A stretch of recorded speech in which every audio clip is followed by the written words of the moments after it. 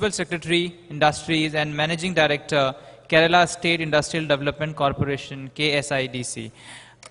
We welcome sir on stage with a round of applause, please.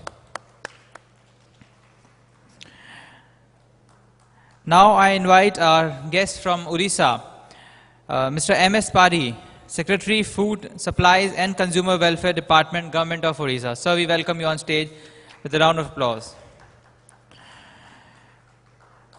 I invite our guest from Telangana, Mr. Abhishek Kumar, Nodal Officer and Head IT, eGov, Chief Secretary's Office and Technical Secretary to Minister, IT and PR, Government of Telangana. A round of applause for Mr. Abhishek Kumar. We have with us Ma'am R. Srilekha, Transport Commissioner, Government of Kerala. Ma'am, we invite you on stage.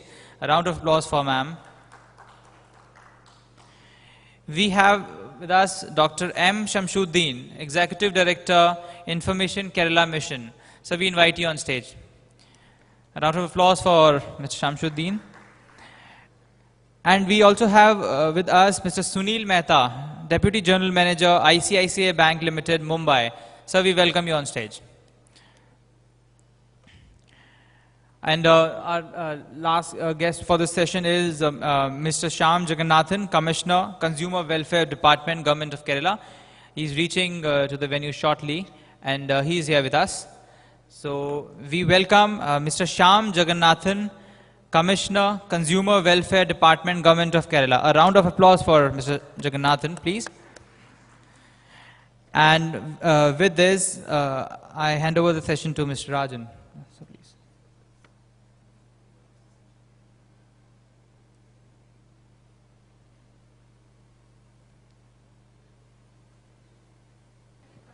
Proper lunch and then back into action.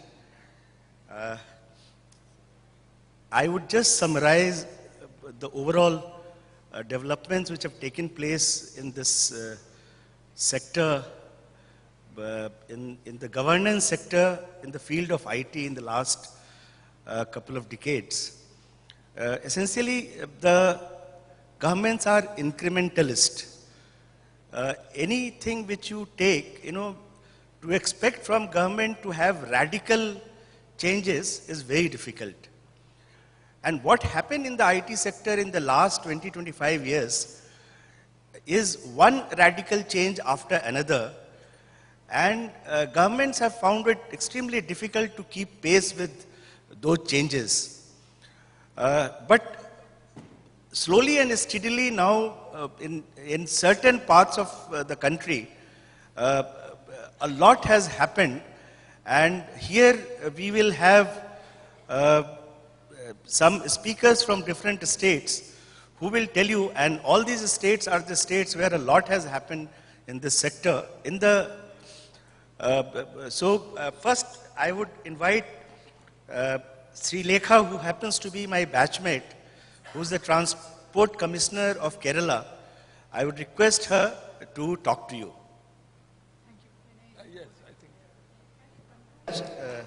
Batchmate in IAS, Sri Satyajit Rajan, dignitaries on and off the dais. I will be talking about the motor vehicle department in Kerala and the initiatives we have taken to build transparency and integrity in a department. Don't be shocked. Yes, integrity. Because motor vehicle department is normally known to be one of the most corrupt departments, with the road transport officers, the motor vehicle inspectors, assistant motor vehicle inspectors, transport commissioners, joint transport commissioners, additional transport commissioners, all are supposed to be corrupt and taking a lot of money. So this is a step which has been taken by me and my predecessor to a great extent to make our department smart and to bring in a digital change, a paradigm shift in the digital world in the transport department. So this is just an introduction about the motor vehicle department family. I am the head of the office, the transport commissioner, and under me I have regional transport officers, sub-regional transport officers and motor vehicle check posts. And we do basically road safety activities, revenue collection by way of fees, tax, cess, etc. In fact, the motor vehicle department is the second highest revenue earning department in the state with around 3,000 crore rupees annual tax collection. In addition to the 88 crore fees which are motor vehicle penalties which we compound. There is citizen services like licenses, registration permits which you all know. And we do a lot of enforcement activities to secure the roads in the state, to see that there are no accidents and crashes. The department computerization started way back in 2001, and it was completed with 2008. And 100% coverage of all offices are there, but unfortunately, we use paper side by side with the computers. So paper is not totally wiped off from the office. My vision is to make it into a paper-free office, but still the paperwork is still there to a considerable extent. And applications which have been developed by the National Informatics Center are used to automate the works of MVD, Motor Vehicle Department, and we have named it all SMART. So SMART Move is a software package which we use in Office for file management. Smart Touch is an application which we use for the citizen-centric approach. And Smart Checkpost is for the 19 checkposts which are there in Kerala. And Smart STA is the State Transport Authority. We have made it into a Smart STA. And Smart Trace is an Android application which I'll come to later on. And we have implemented this with the support of ECIL and CEDIT, which are both Kerala government organizations. And that is, ECIL did it in 2006 to 2009, and CEDIT is now doing it for us. They are the consultants for us. This web-based citizen-centric service is that previously people will have to come to the RT offices to get their vehicles registered for remitting taxes, for applying for driving licenses and learner's licenses. Now they can just sit at their home and do it on the computer. So the citizen-centric services started, and automation was envisaged with a view to make the citizens the owner and participant in the creation of public services. So they are associating closely with us, and we have a departmental website which is quite good, and mobile phone SMS are given to them for receipt of. When we get an application, then we give a number, we generate a number, and as an SMS we give them a receipt number. And touchscreen kiosks are there in several RT offices and several public places we are trying to install now, but almost all the RT offices are covered by touchscreen kiosk, which will teach the people coming there the various duties that we do and the services that we are supposed to offer to them, and the time limit with which they can get the services rendered to them. So these things we teach them through this kiosk. There is the Friends counters, because the Akshaya counters and Friends counters are there, where people who do not have computer at their home, they can go to the nearest Akshaya counter and Friend counter, and they can do this, they can apply for various facilities online through these centers. Smart Sync is a tool developed by NIC to synchronize data from the field officers to the central database, central server. This, as of now, it is functioning as a client-server system, but we are making it into a web service, a cloud web service system now. The process is going on, but as of now, it is a client-server model that is working. And we have the extract, transformation, and load technology, and all this is all to have a synchronization with the various offices and our central server which is there in our head office, and also between the central server and the various public offices and the customers, our clients and applicants of people who come for the various services. In 2010, we have developed an open source database tool. Because it is having this 2010, we computerized and digitized the entire vehicular system in the state. All the vehicles which are running on the roads of Kerala are now computerized. We have the details of all the vehicles. There are about over 85 lakh vehicles in the state. 75 lakh driving licenses, 400 lakh fee details on every year, and 20 lakh tax details every year. So all these things have been digitized, and we supply data to state registers of vehicles and licenses, national registers of vehicles and licenses, M-governance, enforcement automation, and we also we have given this data to the police department, because when a vehicle is caught for any offense, then the police also can get access to the identity of the vehicle and its registered owner. And right now, recently, I have given the data to the enforcement wing and to the income tax department, because several heavy duty vehicles, vehicles which cost more than 1 crore, 5 crore, 10 crore, all those vehicle owners will have to be kept under observation by the income tax department. So they have requested for a database, our database, and we have supplied that to them also. Citizen-centric services, I have mentioned this is the kiosk which functions. You can type in whichever query you want to type in, and the screen will display the answer. And also the citizen, that kiosk will also give a real input, practice for driver's licenses, learner's licenses. Suppose somebody wants to have some queries about learner's license, or they want some questions, model question papers. What are the things about learner's license? What are the different criteria? So all those things, they can get it there. Information on licenses and vehicles, also they get it on the kiosk. Tax can be calculated on a vehicle with the kiosk. And they can also change the date of the driving test. Because suppose we give a date for the driving test. We say that you come on 13th of this month at 10:30 a.m. And if they have some inconvenience, they can go to the kiosk and they can change it to their convenient date. And we'll see whether slots are available, then we will give it.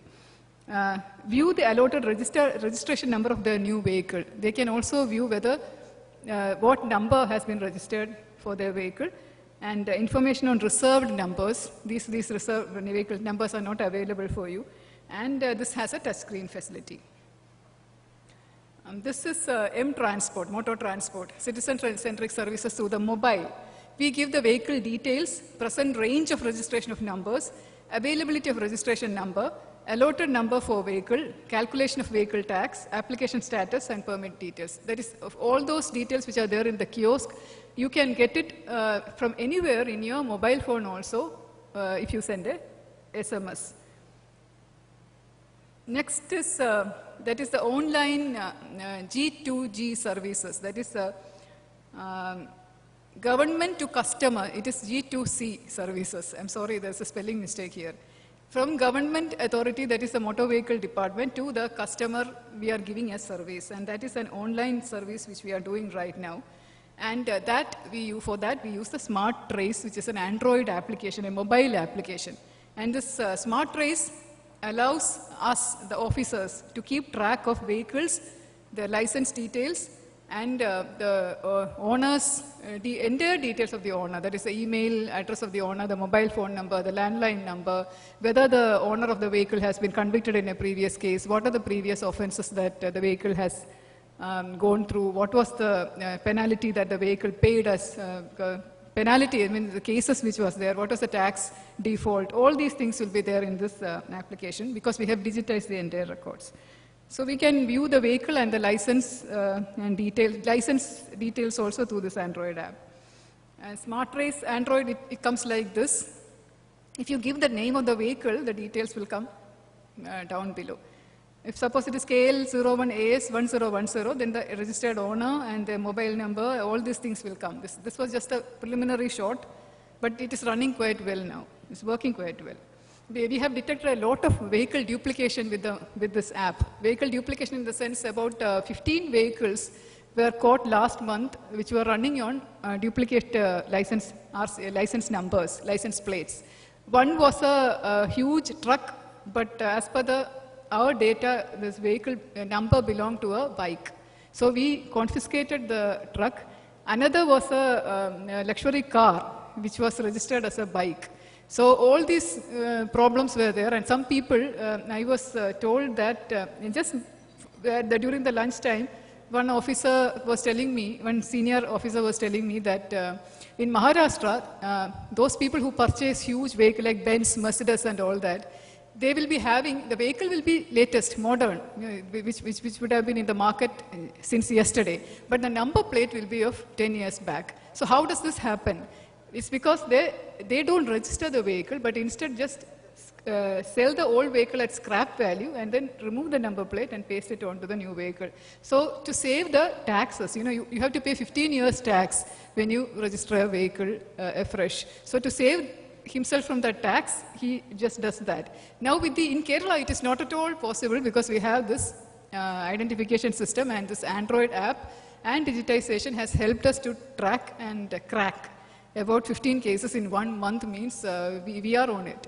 Whenever a vehicle passes through a checkpost or through any of the enforcement squads' eyes, in front of their eyes, then we'll be able to catch them and detect whether it is a true number or not.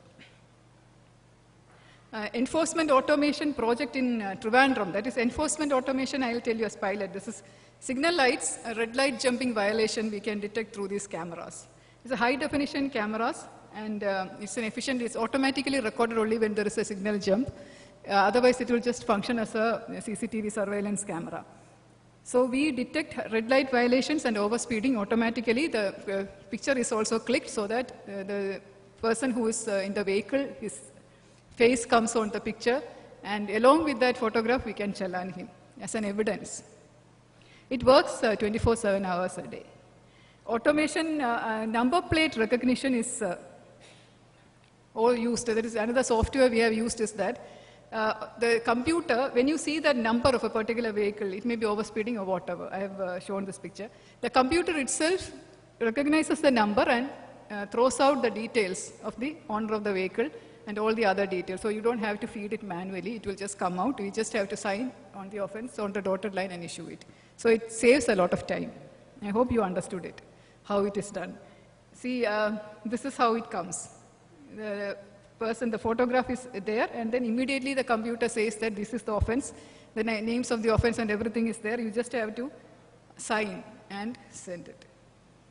And this is another automatic enforcement which we use for e-challan system. That is, we do not issue paper challans, but instead this roll of paper is there inside, and then we detect the vehicle number, and then we issue challans in this particular equipment, which has now become outdated. We used it about 3 years, but after that we found out better technology. So this is now we have discarded it. But I'm telling you, this was another initiative we took.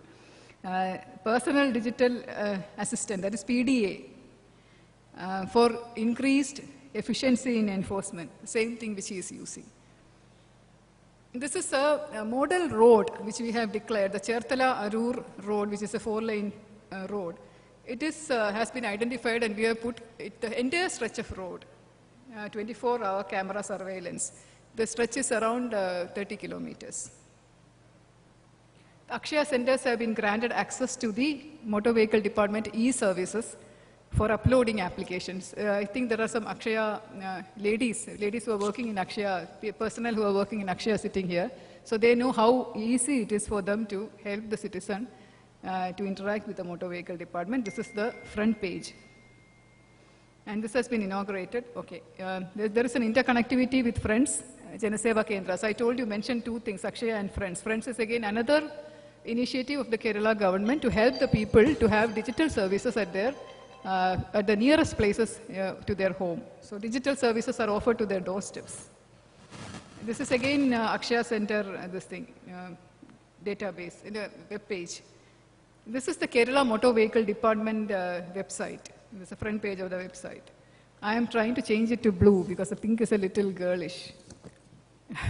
So data flow e-application is this, when an applicant gives it on the net, he can sit at home and do it. Then he will get an acknowledgement slip, and the e-application print forms, and then it goes to the central database.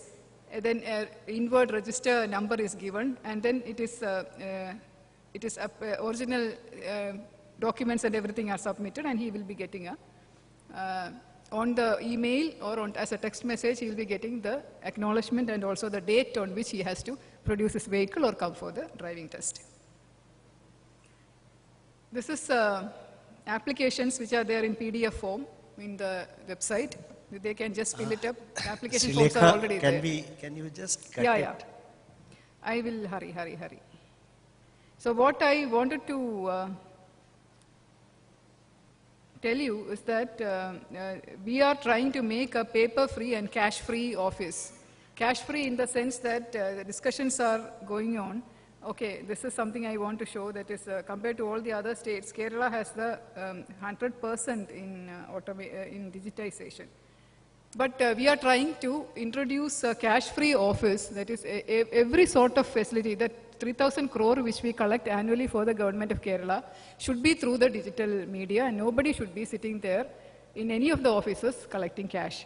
And also we are going on an outsourcing of services to a large extent, like we are starting the felicitation centers and workshops will be entrusted with conducting testing of vehicles, and license testing will be given to some agency which has got the infrastructure to do that, so that the corruption will be brought to the minimum, and no official in motor vehicle department will directly interact with any of the members of the public, but it will be only through the digital media. And also, there is no need for a eye-to-eye contact unless it is an enforcement.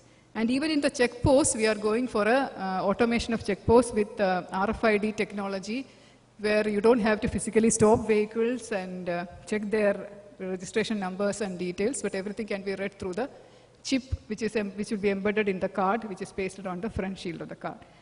So these are the things which paperless office and cashless office and transparent office, transparent functioning, which is giving rise to a corruption-free service.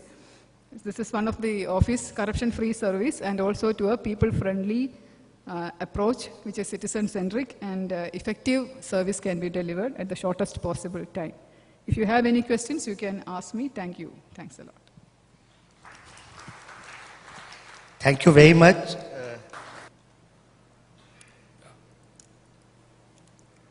Respected Chair, respected panelists, ladies and gentlemen, afternoon session is a very difficult time to go for all these presentations, and that too in a cool room like this. So, but still then, Raviji has slotted us in a time where we have no option but to go ahead. Anyway, so this is an application of Higher Education Department, which when I was there for about 3 years, 2008 to 11, that was initiated and it is continuing. So I thought though we are doing some of e-governance application in food department, but they are yet to sort of get the results that we want, and in process. So this is a completed, I thought. So at the outset, I would like to say that in the e-governance, E part is very small, governance part is quite big. So people who confuse that e-governance is only computers and IT, that is only an assistance, but the main part has to come from the stakeholders, from the process re-engineering and ownership, and so that everybody is in part of that. Now, this is, most of us have been through colleges where we had to apply for several colleges and wait for our admissions call from the college that we desire, but sometimes we could not get, and maybe that call comes later, and we take admission in one college, then shift to second college, things like that. So this application is basically to a solution towards that problem. It is a citizen-centric process. It has revolutionized the college admissions in Odisha in past 4 or 5 years. People sitting in far-off districts can apply for a college in the state capital, and from any CSC near their home, and they can submit the application printed application form, signing them at any of the nearby colleges in their block, and with an option of 6 for junior and 10 for degree colleges. And there are 4 rounds of selection. Then admissions after each round. This SAMS application actually precedes the AIEEE and AIPMT's online application, which has been done with support of NIC. And this has been started when most colleges did not have any computers. So last academic, junior colleges 1400, degree colleges 702, total applicants 4,41,274 for junior. These are the numbers. Basically, over 3 lakh students in junior and about 1.5 lakh in degree colleges, 4.5 lakh students took admission through this process, and there is no manual admission process.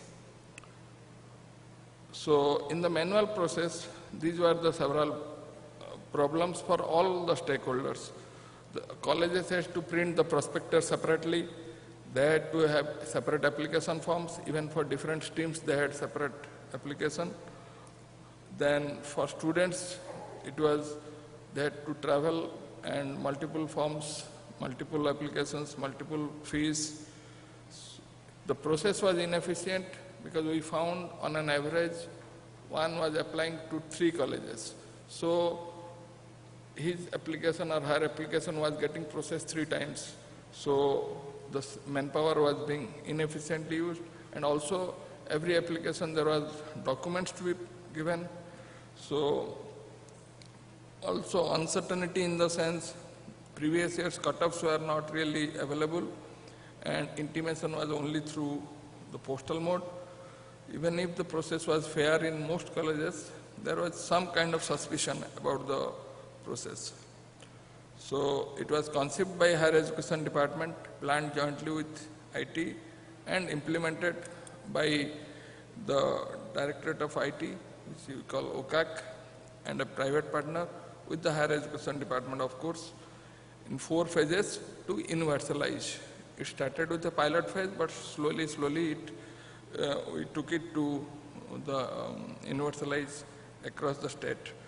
Now funding from 12th Finance Commission for the government colleges, and for aided and unaided colleges, they funded the hardware. The project is sustainable at present because of from the fees itself, which is quite reasonable and on par with single college fees that was being collected earlier. The objectives are transparency, economy, and efficiency, and also to provide several e-services, electronic services after the admission process, like issue of admit card, library card, allocation of subjects that will come. There are 2 modules. One is the e-admission, which is actually the process of admission, and the second module is the e-administration. E-administration uses the e-admission, the data, to provide these services. So it is, whether it is the return of matriculates, which each college has to fill up manually, and that used to go to university and the council, where they used to again digitize. So all this can go with just click of button. There is no issue on that and takes very little time. Now it is linked to also form fill up for the examination, end of the course examination, and the registration cards are generated at the college level. Even the admit cards are generated at the college level. So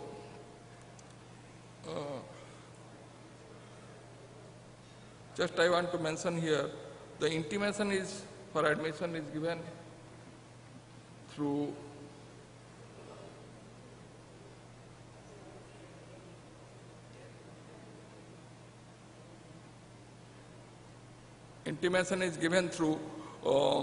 several modes like SMS, through website, through email, and college notice board, and of course there is a helpline, toll-free helpline, and online processing. All the transactions for admission process is done online, and updating takes place.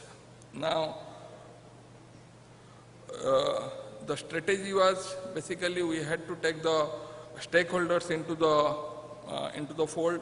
So they only decided what will be the common application form and what will be the common prospectus.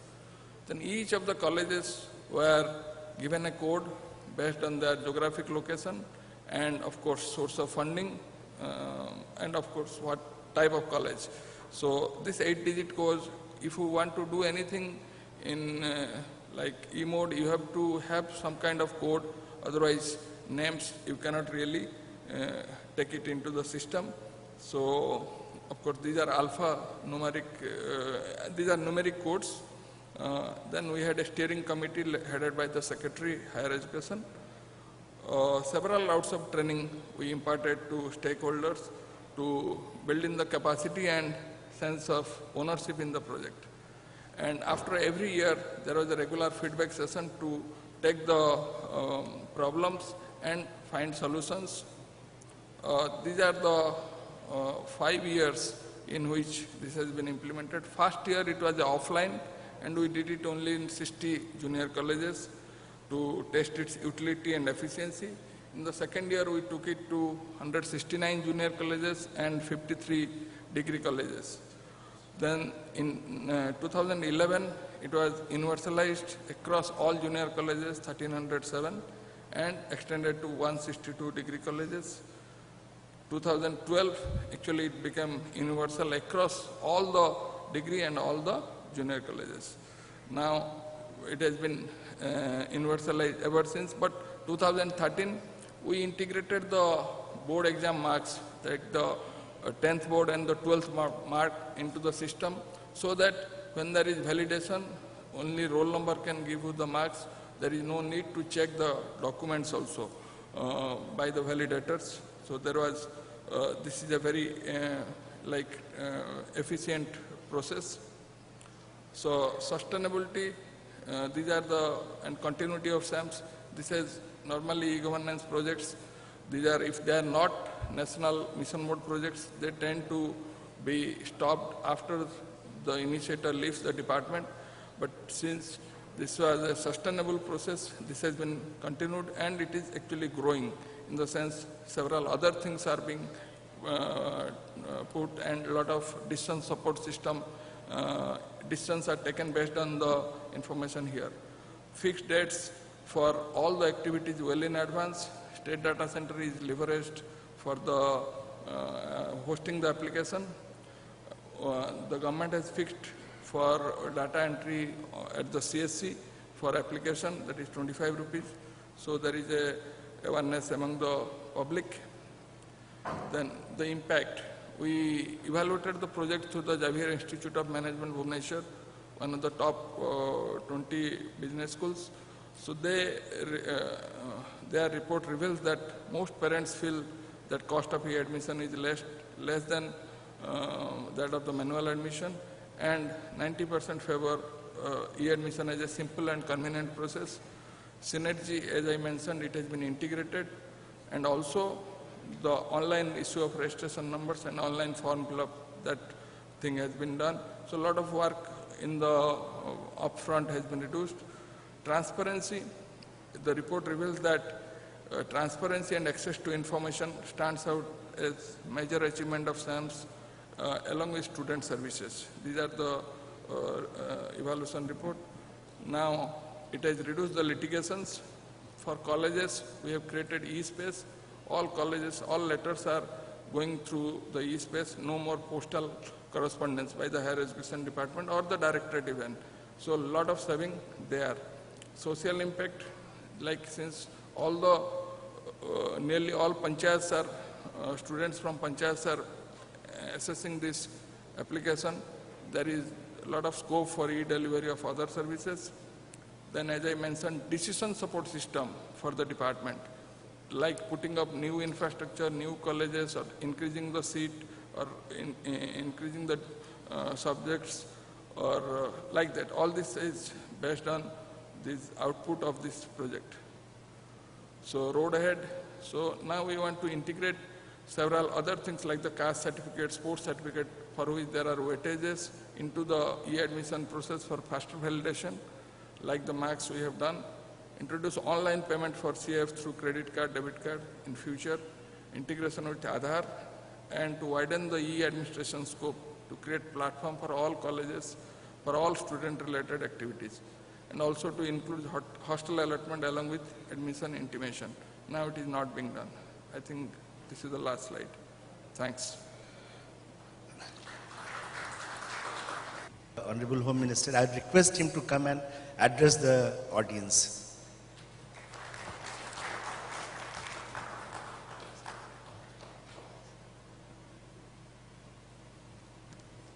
Share his Told that this is the 10th eINDIA conference, and also for the last 10 years I was told that a lot of achievements has been taken place in the different states after these conferences.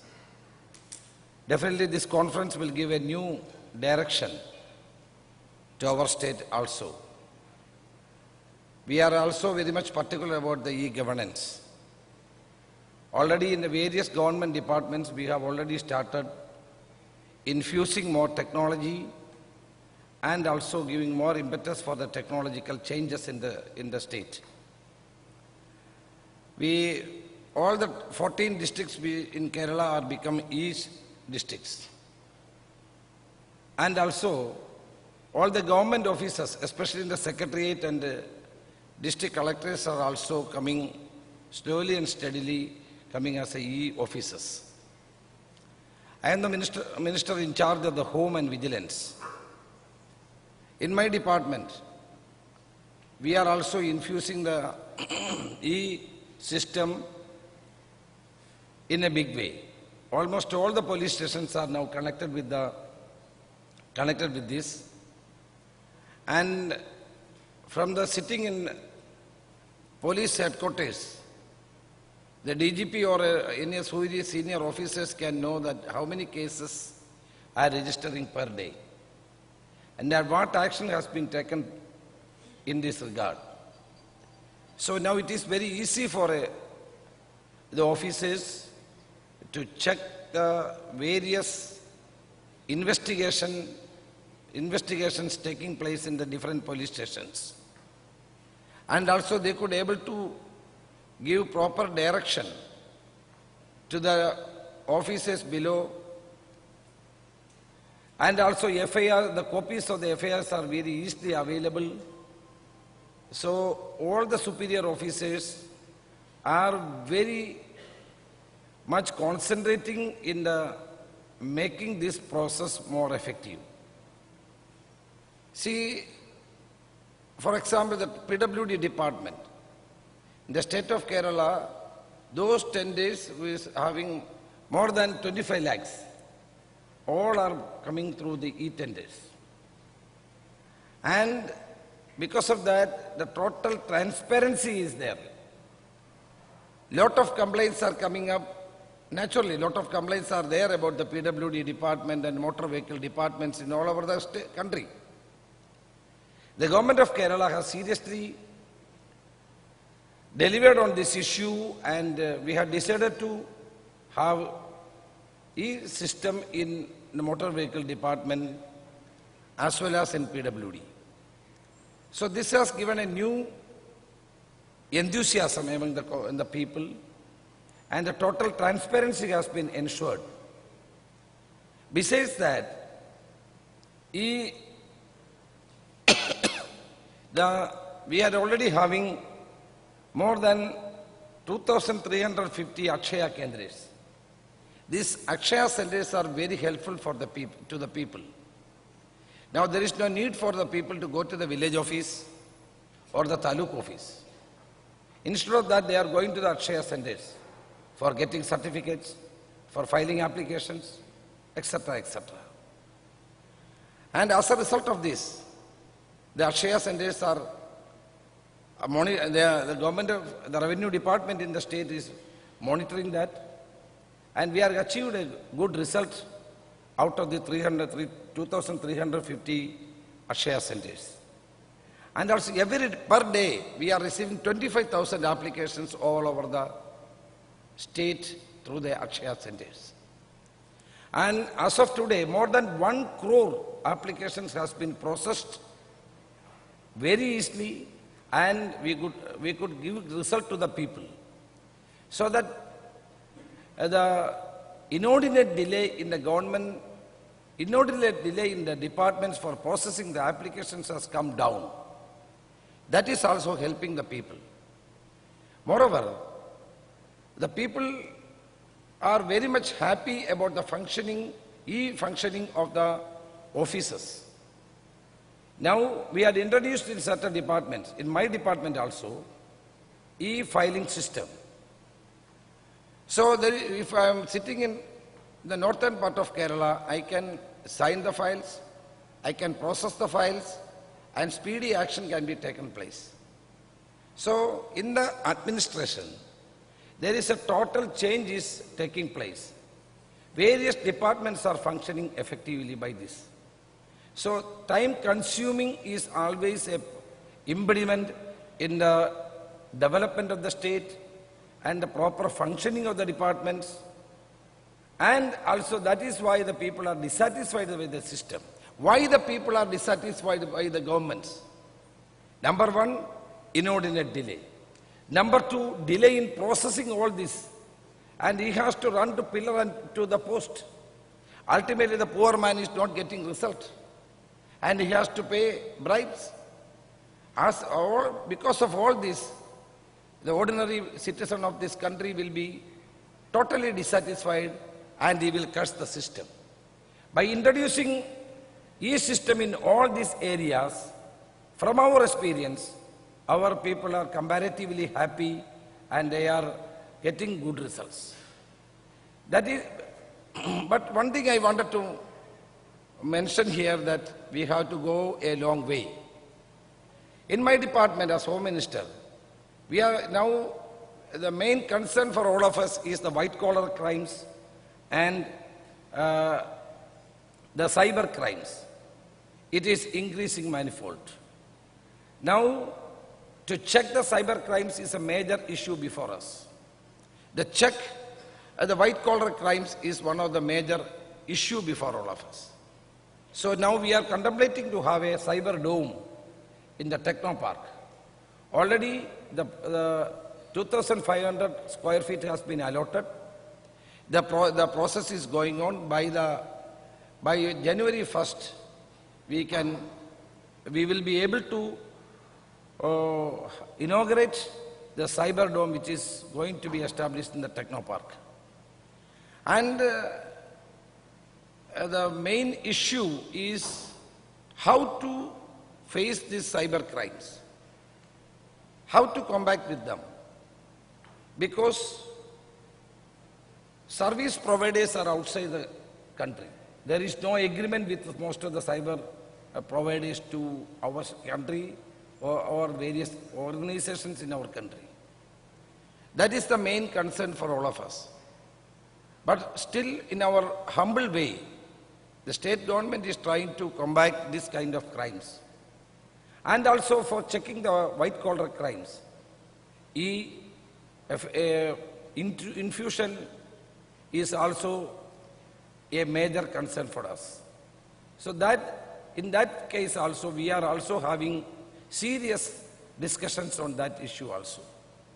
So what I wanted to tell you is, if you count 5 states in India, Kerala will be one among them. E-governance is, we are giving top priority to the e-governance. That will give good governance. Every state government wants good governance to their people. If there is good governance, anti-incumbency will not be there for all the political parties who are ruling, as well as the people in general will get the benefit out of that. Basically, it is the bounden duty of the government to give maximum benefit to the people without delay. Justice denied, the justice has to be given to the people. That is why, in a faster way, we are implementing all these programs. And I feel that this conference will also give more impetus for our development activities. And definitely, after this conference, we will also go in details about the various suggestions coming as a conclusion of this conference. And we will try to implement all of them for the betterment of the state and betterment of the people of the state. Once again, I congratulate the organizers for selecting Kerala for this function. I am very sorry that I was actually scheduled to come here at evening at 7 p.m., but I have a pressing engagement in Cochin, so I had to go. That is why I came in the midway and obstructing your usual procedure. So I apologize to all of you, and I feel that this conference will give new enthusiasm in the state of Kerala in the field of IT. Thank you very much. Thank you very much, sir. I request Dr. M.P. Narayanan to present a bouquet to. Thank you very much, Mr. Nitala. Of course, I know him more than for 2 decades, and it is very nice of him in spite of his busy schedule and the important posts that he's holding. I'm very proud of him. Thank you very much that you have come.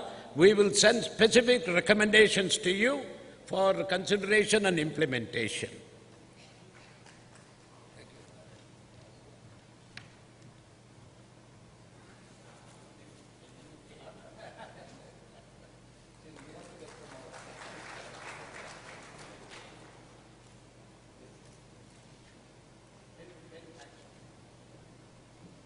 Thank you so much, sir.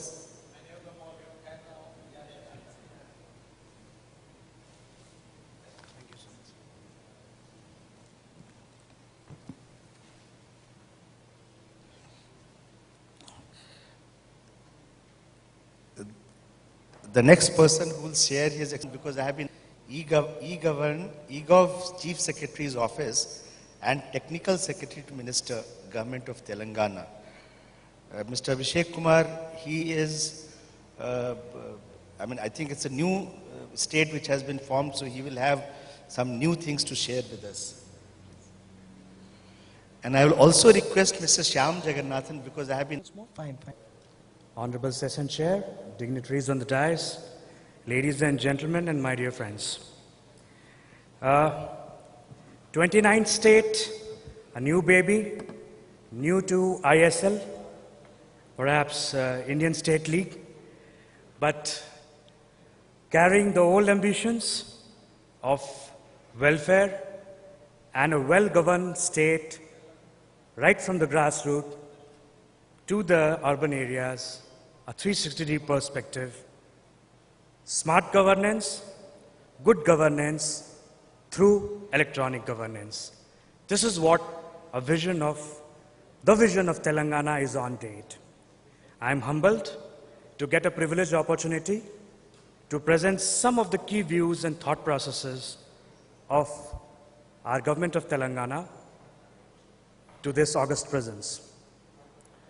Well, when we think about electronic governance and we started new, we thought, let us ask the young minds of the state and the country who are living at Telangana, how do you foresee a state who has got a lot of IT skills, IT investments, and of course, IT ambitions already in place?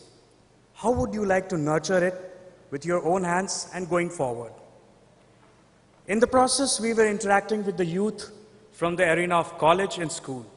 And a very interesting answer came from one of our very young students in one of our state school at Hyderabad.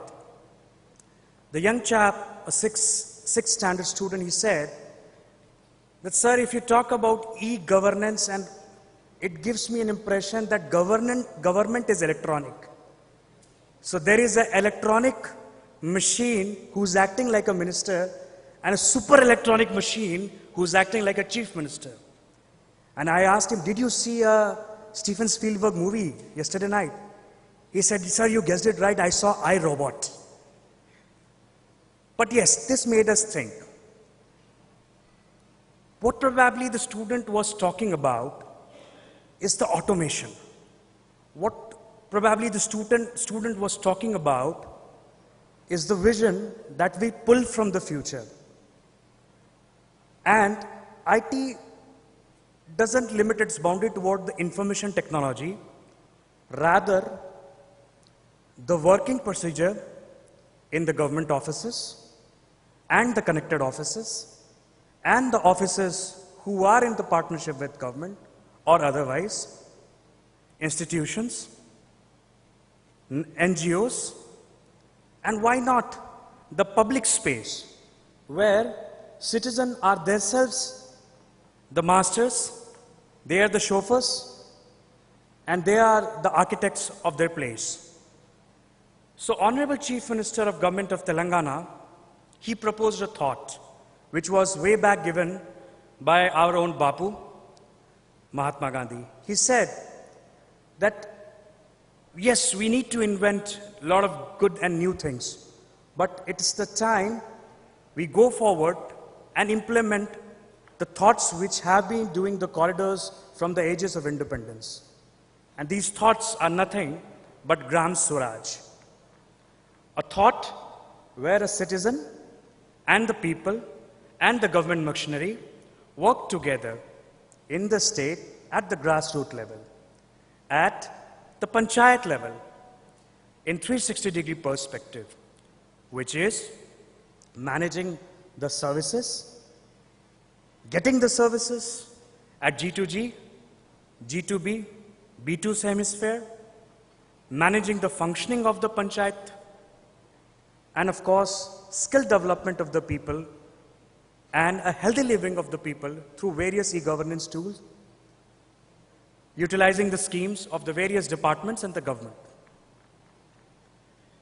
We try to rechristian the name in the local lingua, and we call it Manavuru Mana Pranalika, which means my village, my style of functioning, my art of functioning. The e-Panchayat MMP, which has been crafted by Department of Information Technology, has been a standard model and a guide model for us. But to customize it to the local requirements, where we are not only doing the village planning, we are not only doing the implementation, and we are not only doing the report generation and the monitoring. There is a special need where we actually are trying to go beyond that and understand the niche requirements of the village. What could be these niche requirements?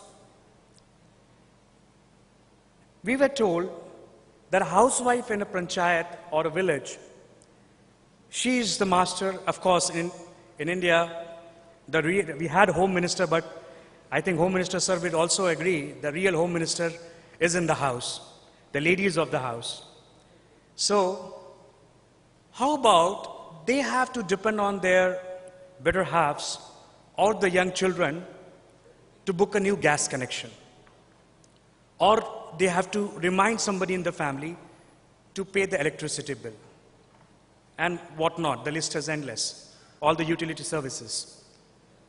So, through this scheme, where not only they are able to do a lady in the house, the master, the main woman folk of the society, the mainstream, they are not only able to access these kind of facilities directly, but at the same time, they keep a tap on that. Similarly, there was also a need that these discrete requirements were always there in place. How about the societal requirements? How about village has got a good base of slurry and waste management system? Village has a good production of animal husbandry products and has a good animal husbandry system and has got a good cattle product. Why can't the young minds of the village and the ladies over there manage it themselves? And if they can manage it, why they cannot do the planning themselves?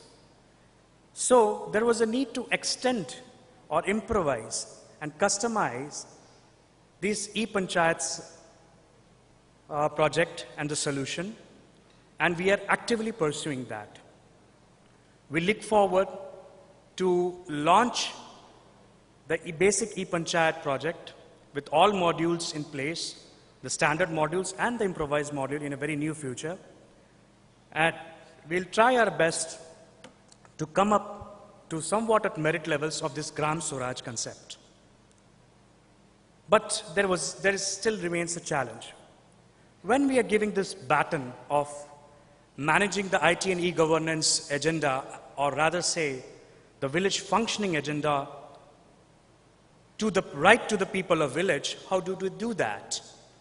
Because we are introducing a lot of solutions in place, lot of software applications in place, and they require a very specific way of handling. And to our good luck, the project National Digital Literacy Mission was already launched by the Honorable Prime Minister. So, IT mass literacy program would be the key solution to that.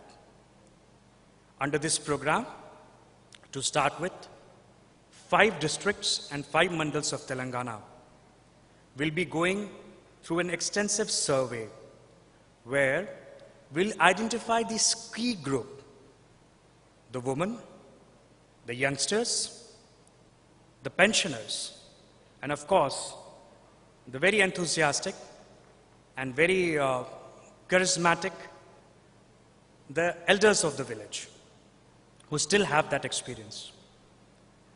These 2 kind of mission and torch bearers will be given a training on the basic handling of the IT devices, which will not only be mobile or computer, which would at the same time would be handling of the e-kiosk, or a kind of forum where they know what are their rights, the rights of services they got, how they can access them, and at the same time they can pass the message of utilizing these opportunities to the next generation. And when we see it in a total perspective, so it is well said somewhere that we are coming with new and virgin ideas. We are good in planning. We have a good zeal for implementation. But is it being implemented and being reciprocated at the same time? And when we have this, the grassroots people who themselves would become the mission bearers, the torch bearers, then exactly you don't have any worry. They will be leading the show, they will be architecting the show, and they will be doing the gap and impact analysis themselves. The second factor, which is very important, which comes with could I please request you to compress it? There are 2 more presenters. I'll take just 2 minutes more. Fine. Apart from the basic services, what else a citizen would need? And it's the security. So as most of us are aware that Hyderabad is the leading IT destination, hub, lot of investments. So how do we generate a sense of security? The specific area in Hyderabad is known as Cyberabad. And as we have been talking about this specific elite group, which definitely has female folk as the major constituent, we have a concept of establishing all women-oriented police stations. Plus, we are planning to establish security cameras all across the place. So 5,000 security cameras have been ordered, and it's a mammoth project. All nooks and corners will be connected. The third aspect, which is that, yes, we have discrete infrastructure at different places. How do we relate that? For that, we need connectivity in place. Yes, there is a concept of Wi-Fi, and it is internet for all. We are trying to merge that concept.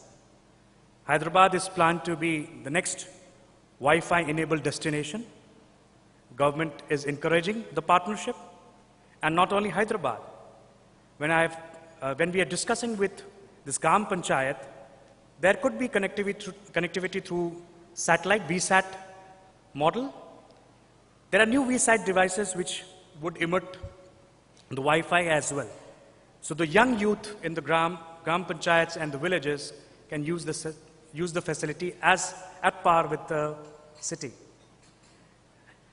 So to sum up, we have talked about the basic amenities and the government in the hand of people, security. The third important and the most important factor was empowerment. For the empowerment of the people, CSEs are being used as the training centers, where we are trying to have a 360-degree coverage on not only telling people about the right of services, but also telling them about telemedicine, National Digital Literacy Mission, farmer benefits, disaster management benefits, and of course, their own skill development and entrepreneurial opportunities.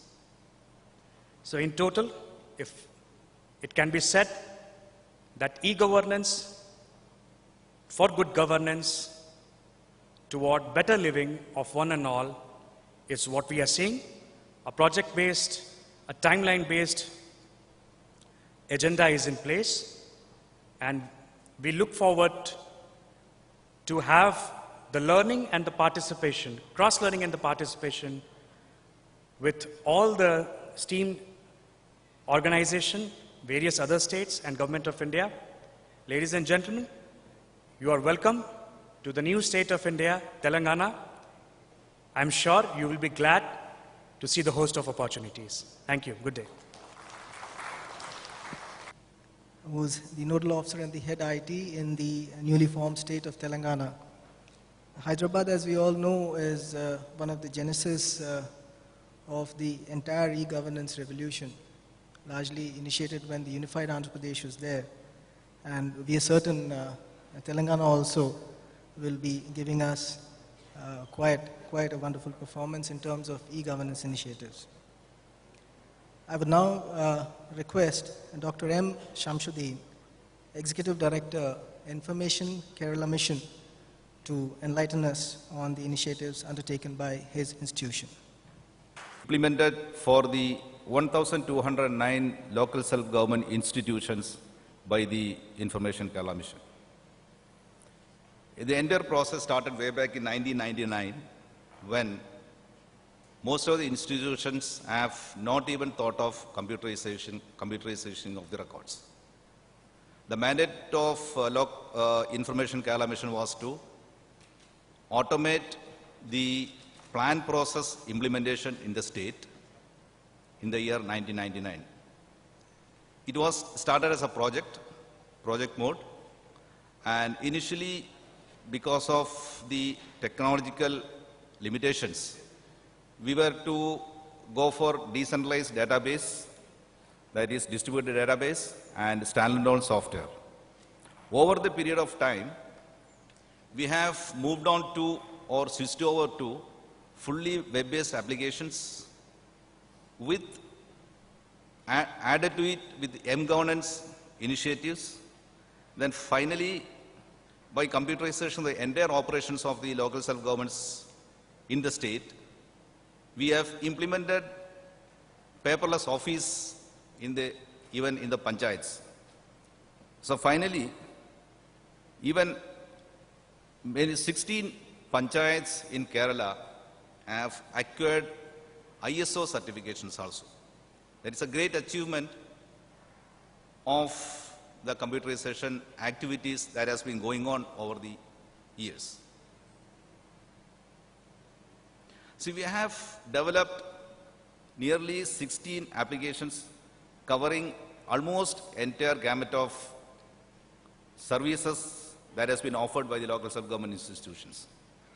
To start with, we have, as already mentioned, we started with a plan process, then computerization of the civil registration systems, accrual-based double entry accounting operations, online formulation, approval and expenditure tracking of the annual plans, disbursement of various pension schemes, Social Security pension scheme, nearly 22 lakhs pensioners distribution, online preparation of estimates of public works, online processing and issuing of building permits, workflow applications for handling file tracking and paperless office, then finally revenue and tax collection softwares.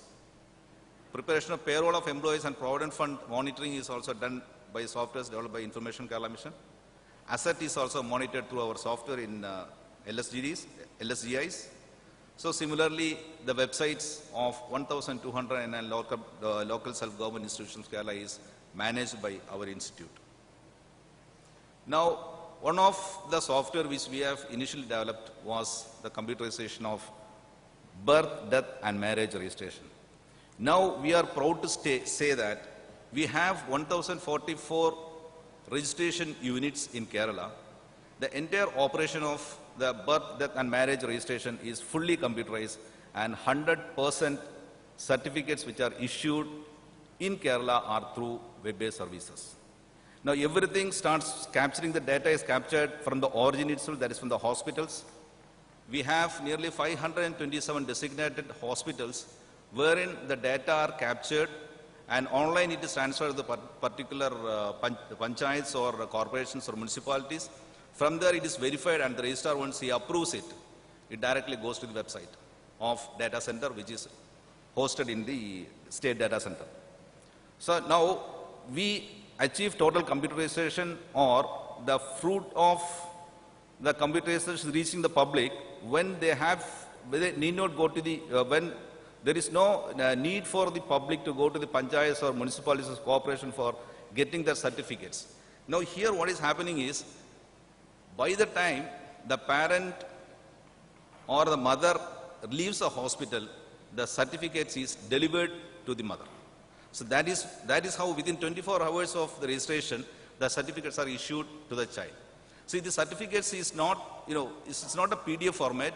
The data is uploaded to the site. From there you can generate certificates. You can just see on the left-hand corner, you can see one unique identification number. That is a unique for the child. We can verify the authenticity of the certificates by providing a user ID and password to the verifying authority also. Now on the bottom left corner, you can see a 2D barcode wherein all the information are impregnated into that. With the mobile barcode reader, you can find out all the information is embedded in that. See here, the certificates are government approved, and no one need to go to the panchayats or any local self-governments for getting the certificate issued. And this is approved for every government purposes by the government of Kerala. Now second is marriage registration. Marriage registration is now fully online. Within half an hour or 1 hour of its registration in the local self-government department, the certificates can be accessed through the website, government approved certificates. We have introduced a system of e-filing of the marriage registration, wherein you need not wait for the marriage ceremony to occur. Before that itself, we can just register in the site and upload your form. It is not a registration. You can apply. You can just upload the form with all the information and upload your photograph. So once the marriage is solemnized with all the relevant documents, it is mandatory for the couple to go to the particular local body where the marriage is solemnized, where the hall or the church or mosque where the hospital is, but the marriage is solemnized. They have to in person go to the particular local body. Once they in person go with all the downloaded certificate and signed certificate, the local body officials, what he does is, he just, that unique identification just enters in his desktop, and immediately the data from the data center is downloaded to the site, to the desktop. From there, you can verify it, pay the fees, and immediately, once the pays and secretary approves it, the data is uploaded to the site, wherefrom you can directly download the government approved certificates. So in Kerala, 100% process of civil registration is being operated through this process only. Then second is that property tax. These are all the government G2C services, citizen services. Property tax e-payment. This is also be done through debit card, credit card and internet banking. Once you give the ward number and door number of that particular building, you can just pay your tax online itself.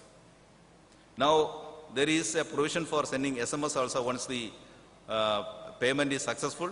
And finally, once you make all the payment, the ownership certificate government approved ownership certificate can be downloaded from the website. For this also, you need to see this software is integrated with other applications. You saw that Friends, then Akshaya also. From there, you can take the from anywhere in the world, you can just pay the tax. See, it is not only that from one building.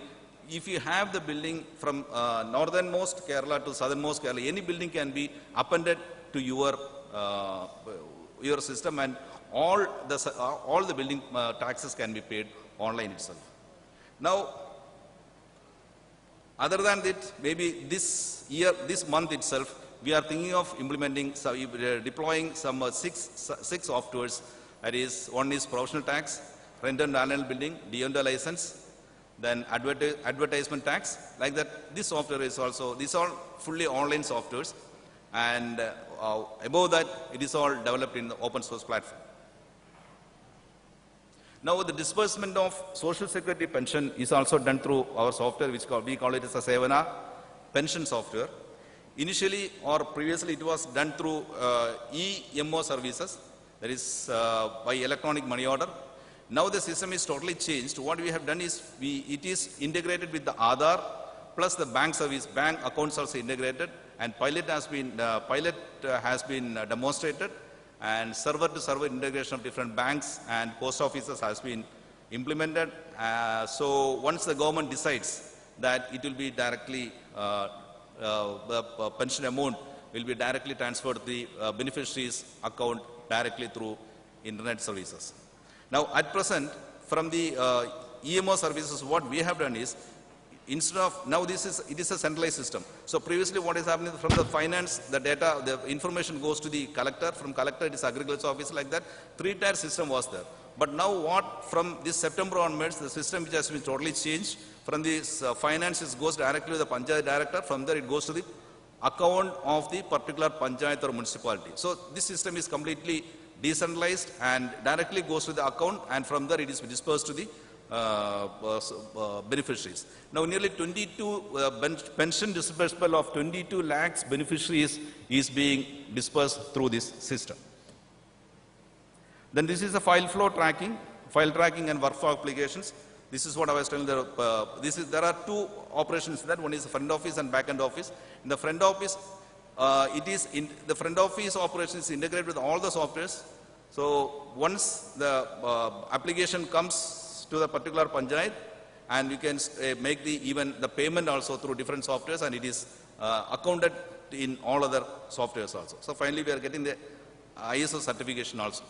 So here, file tracking also, there is a provision for the public to know, online provision for the public to know what is the status of their file, where it lies and what is the status and all those things. This is the dashboard is there. From there, they can find out what is the status of the files and all those things. And every stages of its operation, there is a facility to send SMS also. Then last month, we have introduced issue of building permit. This is a fully online software, starting from architect registration to issue of building permit online. So here, this is strictly based on Kerala municipal building rules and Kerala Panchayat building rules. And there is, if against this rule, if anybody is proposing any plans and all, it will directly reject it. There is strict validations has been imposed on the software.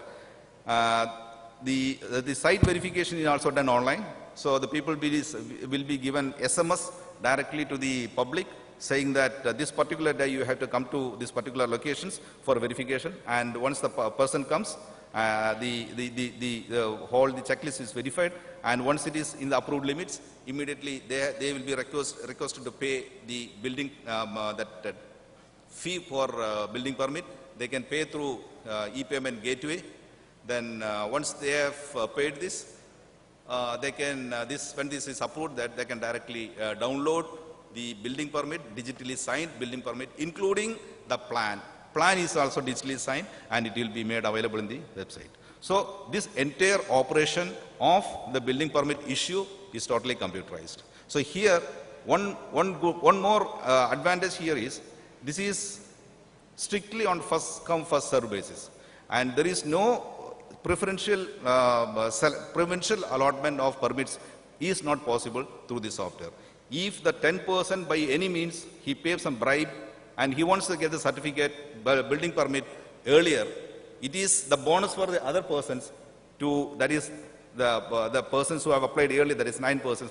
Only after processing that application and making the payment, the 10th application can be given for permit issue.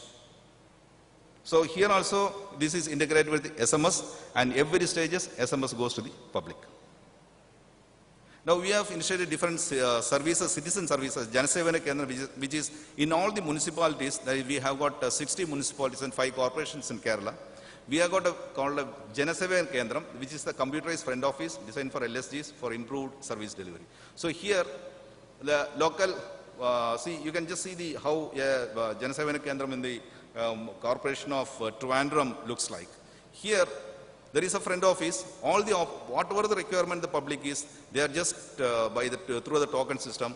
They are just giving there and they are waiting there and getting that whatever requirement they want. So the second photograph is, that's what I'm telling.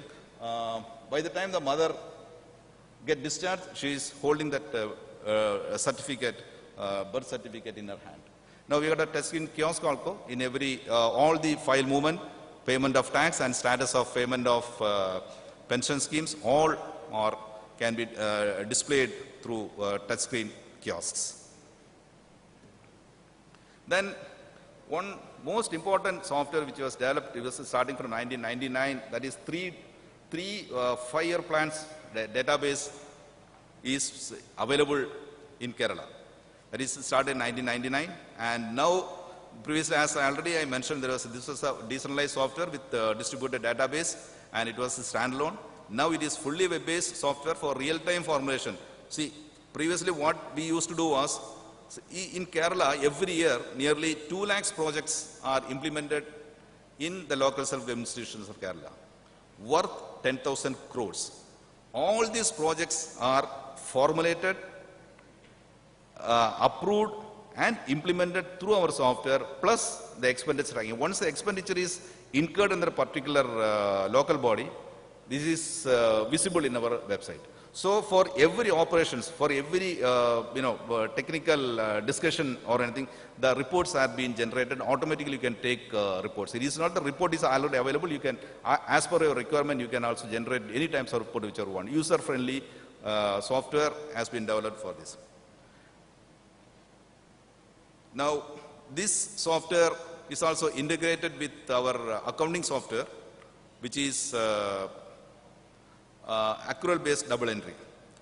See, Kerala is the only state in the country which has introduced accrual-based double entry accounting in all the local self-government. That is 1,209 local bodies. It is mandatory for all the local bodies to implement or computerize or digitize the entire operations of accounting through our softwares. They cannot use any other manual practices or any other software. They can use only through softwares. And this software is fully integrated with all other softwares of mandatory nature. So from here, with just a click of the mouse, you can get the annual financial statements, a daily book, or any type of statements can be, any type of reports can be generated with a click of the mouse. Then this is one web-based applications for implementing infrastructure projects. This is a fully web-based. Then the one which we are going to introduce this month is, we call it as a Sagarma, which is to handle agenda notes and minutes of the meetings. Now what is happening is, it is a mandatory for the local self-government institutions to conduct Grama Sabha, that is conglomeration of the local people for formulation of the projects. From there only the projects are coming up. So here what is happening is many of the times, though it is mandatory, it is not known whether these particular local bodies are conducting the Grama Sabha or not. Now, by introducing this sort of software, it will be made known to the decision makers how many Grama Sabhas has been conducted in that particular place, whether this has been done through a process, and even the minutes, everything is accounted within 48 hours of its conduct. Now, asset management, also in software we have this one. So this is also, this month we are going to, this is a decentralized, this was a decentralized software or standalone software which is implemented locally. Now we have fully made it web-based, and this month we are going to introduce this. The entire digitization of the database is complete, and only the verification is part is remaining. See, in one thing just why I missed in property tax, this one is, see, in Kerala we have got 1.5 crores buildings. So in that we have already digitized 1.2 crores data, and 30 lakhs is remaining only. So now our aim is to bring entire local bodies under the ambit of the e-payment within this, may not be possible this financial year, at least next financial year itself. Entire state will be under the ambit of the, what is the e-payment. So that in all local bodies, 1,044 local bodies, 143 local bodies are, in all the places, people can be in a position to pay their tax online from any part of the world. Similarly, in birth, death and marriage registration also, we have started digitizing the past data since 1970 onwards, and that is almost 90% of the data digitization is complete. And maybe this financial year, Kerala will be having the birth, death and marriage registration data since 1970 on the web, and the people may not be, need not go to the panchayats or any local bodies for getting the marriage registration or birth, death and registration certificates. They can download anything, everything, anytime. This is all free of cost. Government is not making any charge for downloading the certificates.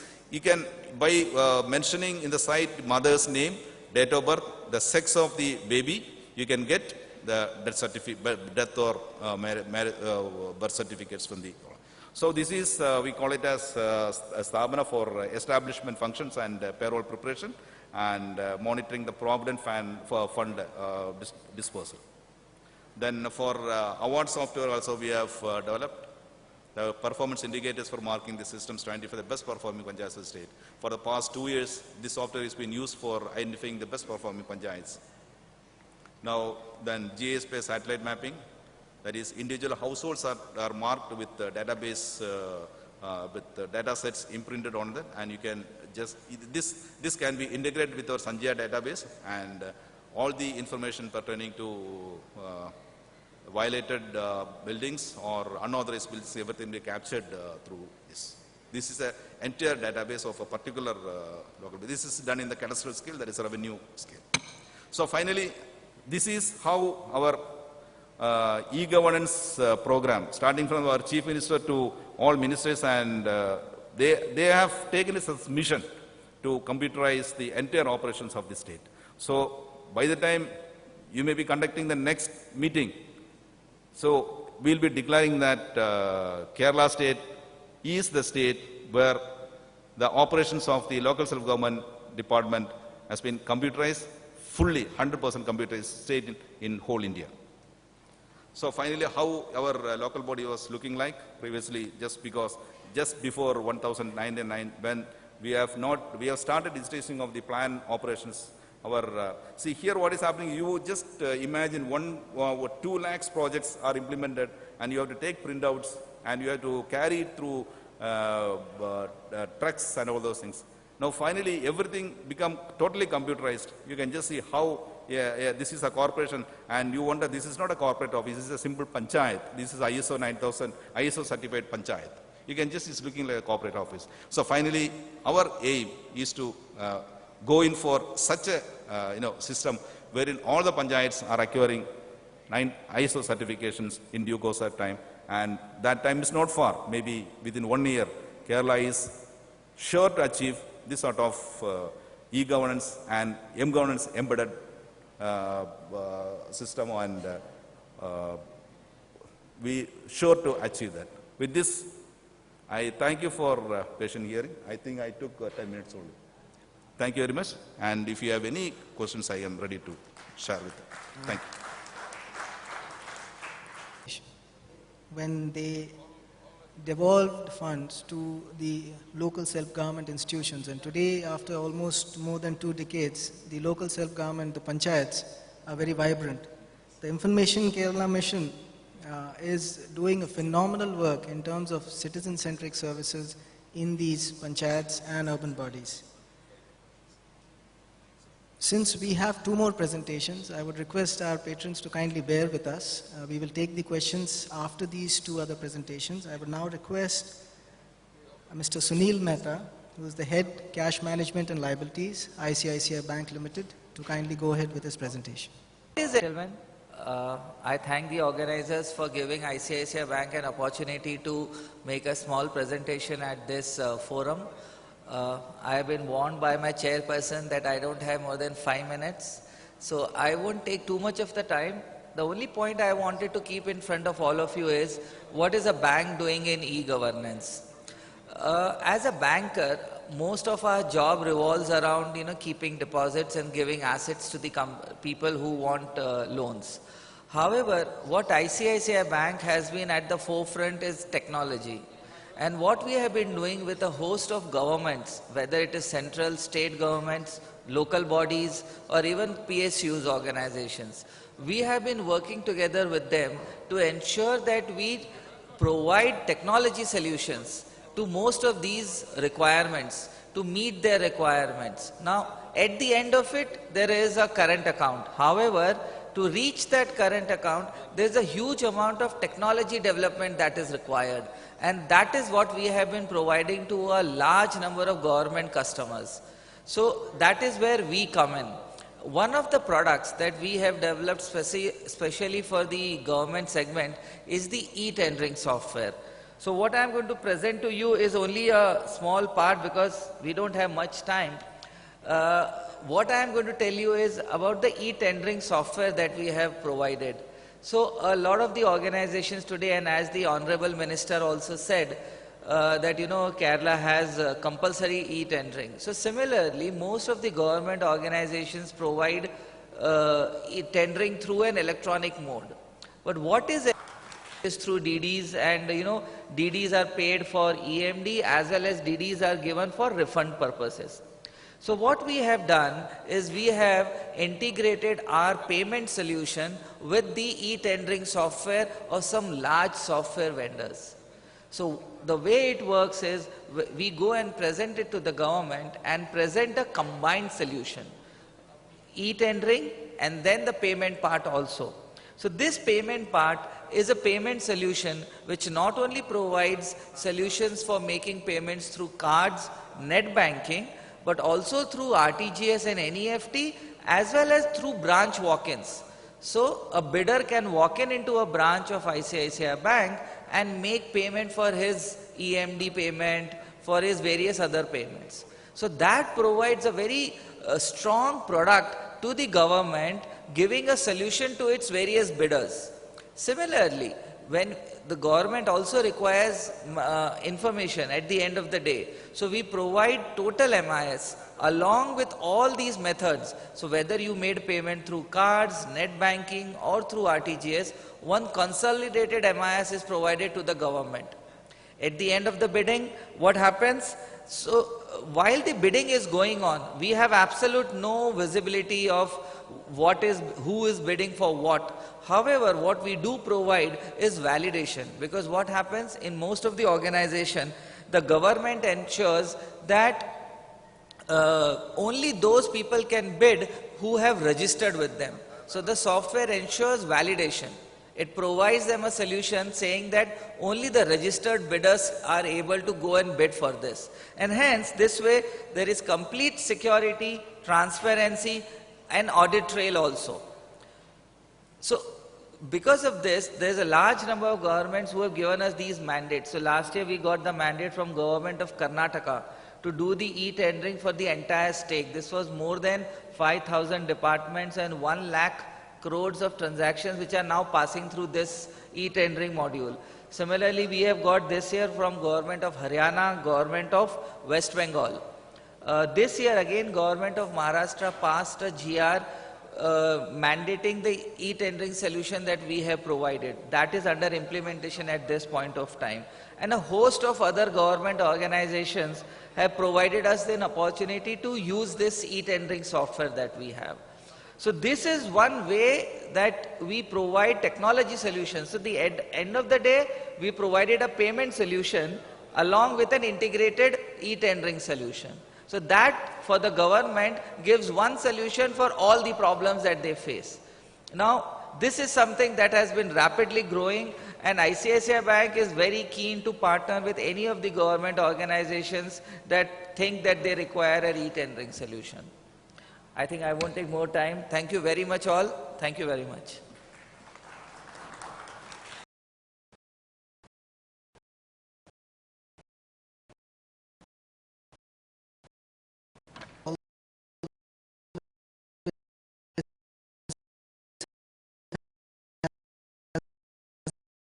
The last word. I'd request you to kindly bear with me. I'll go ahead and make a very short presentation. Please pardon me if I appear to be jumping the slides, because we are running short of time, and most of the patrons will be more interested in the questions. This is regarding the e-governance initiative in the Food and Civil Supplies Department in the Government of Kerala. As we all know, the Civil Supplies Department is one department which practically, with the mandate of universal PDS, touches every citizen in the state of Kerala. I'll not waste time on the definitions.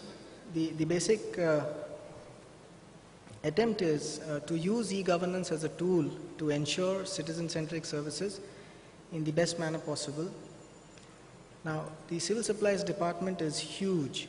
It is huge in the sense we have 14,300 ration shops, 333 wholesale dealers, 268 kerosene dealers, multiple stakeholders. Each citizen who is a ration card holder is actually a stakeholder.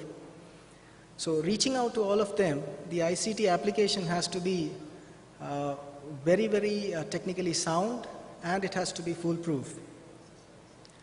Now this again is a continuation of the PDS network. The number of ration cards is 82.62 lakh, and that translates to one ration card per household and an approximation of 5 members per household as individual records. So you have a database which extends with around 3.3 crore individual records. These are some of the categories and the entitlements. I will not press with these.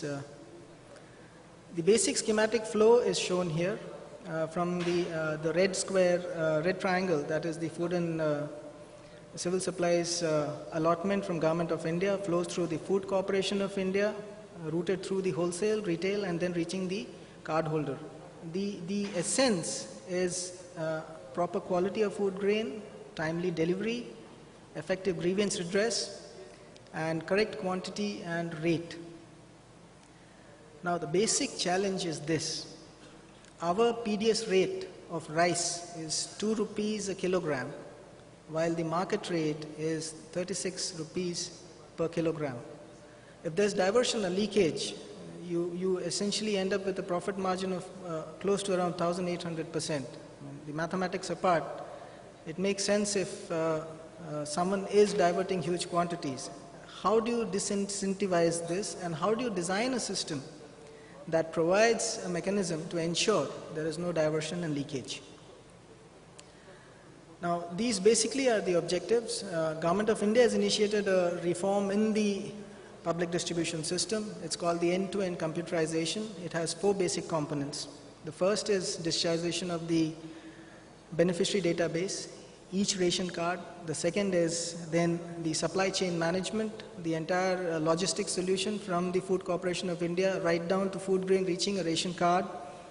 The third is the office automation, the FPS, the fair price shop automation, wherein you're actually putting in an electronic point of sale device at the last mile. And the last, of course, is a comprehensive grievance redressal mechanism. Now, the challenges, as I mentioned, are across these 4 tiers: FCI, the beneficiary level, the ARD, AWDs. I've already touched upon this. Now, this is not decipherable, but it actually shows the red square, which is the transparency portal. We are looking at a web-based application which is intensive. It has the ability for each citizen to access his entitlements on the website, receive SMS alerts for movement of food grain, have a decision support system which provides you not just realistic and real-time feedback on actual offtake of food grain, stock availability, but also shows you with intelligent fleet management the exact positioning of stock in interim movement and last mile transactions which are captured through the electronic point of sale device.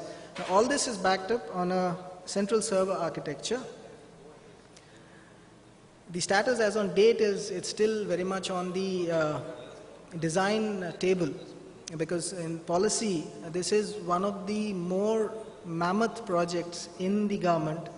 And in Kerala, we have a very effectively functioning public distribution system which is rated as one of the best in the country. Now, bringing in something that is technology aided should make it much more convenient. Just like you're shifting from routine modes of communication to the cell phone, everyone has a cell phone, and the technology that you use is extremely high-end in terms of design, but user-specific, it is very simple. What we have achieved, we have digitized the entire beneficiary database. We have an effective ration card management system. Now, Kerala is perhaps the only state where this is a very progressive system. You apply for a ration card today, and under the Right to Service Act, we are bound to deliver your ration card within 24 working hours. This is unheard of in the rest of the part of the country. Now, this ration card management system will be the platform, once it is fully Aadhaar seeded, to ensure deduplication, ensure biometric validation, also ensure SMS alerts, and tied down to grievance redressal. You can step down into any of the ration shops, theoretically speaking, press a red button which says that I have a complaint. That complaint identifies you through your biometric credentials. The call center originates a call, records your complaint, gives it a uniform, unique ID, and then reverts back to you on the feedback in terms of grievance redressal. These are e-enabled services which are already available on the website. Essentially, one can apply for a ration card without stepping into any of the public distribution offices, none of the civil supplies offices. You can apply online, get alerts on your mobile, and thereafter view a generated form which is your final ration card. Of course, to collect it physically, you can have the option of mailing it or collecting it from the issuing taluk supply officer. Supply chain management, we have SMS alerts which are in place. This again is, you can register with your mobile number for getting SMS alerts on actual movement of food grains from the food corporation to the authorized wholesale dealer, and thereafter then subsequently down to the last mile in the ration shop. These are screenshots. The ARD automation we have attempted. Now, this is the most problematic part, because Aadhaar-based biometric validation is one of the means. We also need to have a plan B to ensure offline authentication, because if you're always looking for online authentication throughout the length and breadth of a state, wherever you have issues in difficulty in connectivity or signal drop or break in signal, there could be issues with only an online validation. These are screenshots of our attempted pilot which we had done. The grievance redressal mechanism is the most integral citizen-centric service. It would not be worthwhile to stand in a long queue of 40-50 people and wait for a ration card to be delivered. Now, if you are prompt, we alleviate a grievance and we report back to the complainant saying that your grievance has been redressed, that forms the core essence of any e-governance delivery platform. These are the screenshots which are there on our website of a toll-free number which we have, 1-800-425-1550 and 1967, which is a nationwide common number which can be called for PDS related and consumer affairs related grievances. These are routine institutional arrangements for review and redress. Now, I was just discussing with one of my colleagues, Mr. Abhishek. He mentioned that database integration is one of the biggest challenges we face. Imagine the entire state's population with an Aadhaar seeding, the effort that goes in to generate a database that can cross-communicate with multiple databases, because we, unfortunately, in the government still have the silo culture. Election Commission has its own database, Aadhaar has its own database, the Civil Supplies Department is doing its own database, the Higher Education Department, the Primary Education Department. Each of us keep doing this, and we do not have a single primary key which allows all these databases to talk, or a common application that pulls out relevant information at the relevant given point of time for a service delivery. That is one of the major challenges which perhaps we are at this incipient stage facing in ensuring e-governance services. I would thank you for providing me this opportunity, and since I had been asked in the interim to chair the session, we will now request for questions from the audience, and all the panelists are there. Questions, please. There, at the extreme left.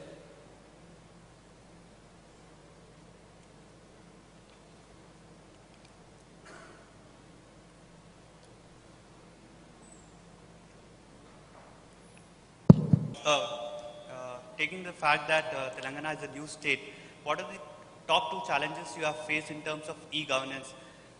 Taking into consideration that you have got a huge e-governance which is already there in United Andhra Pradesh, what are the two key challenges which you have faced in the last 4 months of, after forming the new state of Telangana? Ask for, but they come in plenty. The biggest challenge was that how do we separate the assets?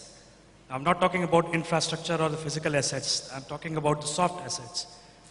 Because the people remain the same, the area remain the same, but for the monitoring and evaluation purpose, the technicalities have to be at different level, and thus a state perspective has to be arrived. So this soft division was the biggest challenge.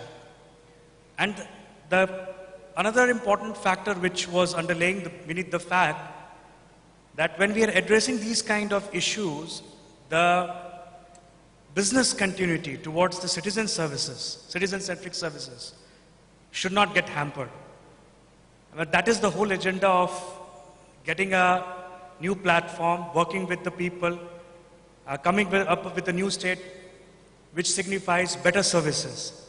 So when you start up as a new state, you are seen in a perspective that you don't give us something great, but at least what is with us should remain with all the same glory and same able of compliance and ability. So maintaining that trust and gearing up with our internal machinery was the biggest one challenge. And second challenge is, of course, that I would not call as a challenge, but was an opportunity and is an opportunity, that whatever the plans in electronic governance area that we were nurturing from the days, be it, as we were just discussing amongst us, the integration of the database that Mr. Shyam has just enlightened, talking about the e-procurement system, making it more finer and more transparent and more fortified. That is what we were just discussing with Mr. Sunil from ICICI. So these host vision things, what we have been discussing, how do we do it in a shortest project timeline? And yes, the security aspects are the biggest areas where we want to focus on, dwell on, and thus make it sure that these new imposition don't come as a deterrence. We are we'll take it as a, we use it in them for the gain momentum.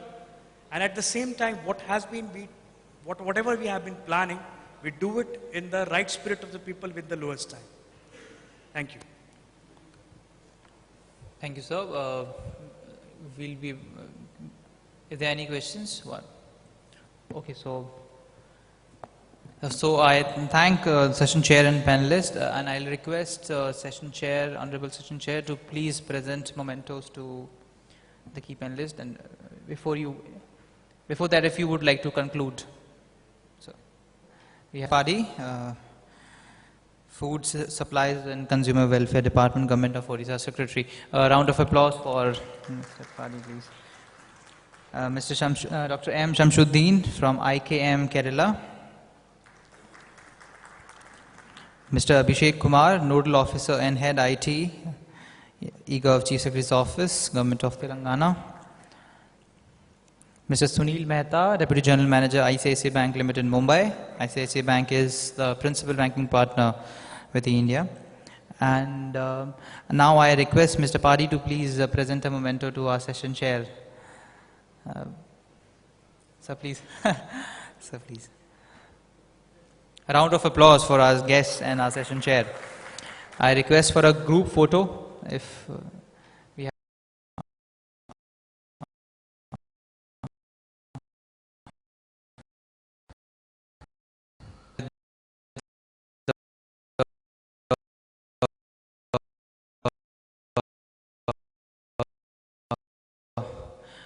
Session on financial inclusion, reaching to the last mile.